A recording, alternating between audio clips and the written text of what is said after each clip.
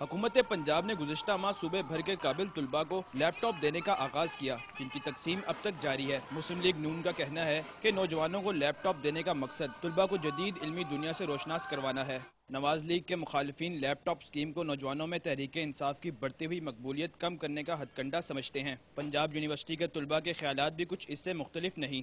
شہباز شریف کے پاس یہ کرنے گئے تھے کہ وہ دے رہا تھا تو پھر لے لیا۔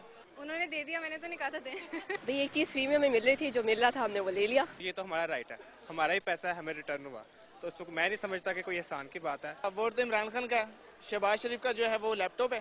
نوجوانوں کا کہنا ہے کہ دونوں بڑی سیاسی جماعتوں نے انہیں مایوس کیا، اب وہ نئے چہرے کو آزمانا چاہتے ہیں۔